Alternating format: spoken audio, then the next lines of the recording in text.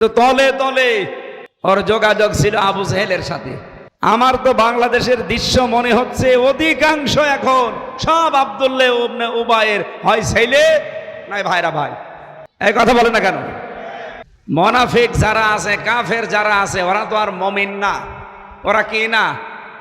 যদিও আমাদের সাথেই মিলেমিশে চলে। আব্দুল্লাহ ইবনে উবাই যেমন রসুলের পেছনে নামাজ পড়তো, রসুলের সাথে রোজা রেখে ইফতারি করত, বিশ্ব নবীর সাথে হজ করে কাবায় 7 চক্কর দিত, মনা মুজদালিফায় দৌড়াদৌড়ি করত নবীর পেছনে, সব ছিল আল্লাহর নবীর সাথে। কিন্তু আমরাও কি ওরকম না? আমরা আবু বকরের মতো। সিদ্দিক আকবর হযরতে আবু বকরকে নবীজি ডাক দিয়ে বললেন, আবু বকর, এই যে 5 হেসড় দিয়ে দিয়ে এই বালির ভেতরে হাঁটতেছ, তোমার কি পায়ে ব্যথা নাকি বাড়ির কথা মনে পড়ে গেল? হযরতে আবু বকর বলেন, হে নবী, আবু জেহেলের নাম আপনি জানেন? আবুল হাকাম, বুদ্ধির বাপ। ওর এত বুদ্ধি, এত তীক্ষ্ণ ব্রেন, ওর এত তীক্ষ্ণ মেধা।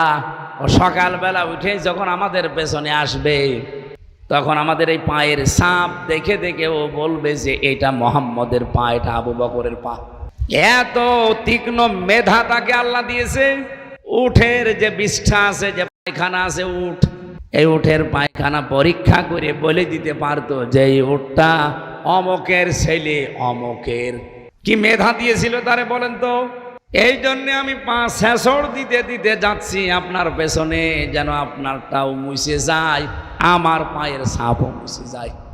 যেই দিন আপনার কাছে আমি কালেমাটা পড়েছি, ওই দিন থেকে আল্লাহর পরে, আপনার পরে পৃথিবীর কোনো কিছু আমার অন্তরের ভেতরে আর বেশি মহাব্বতের নেই।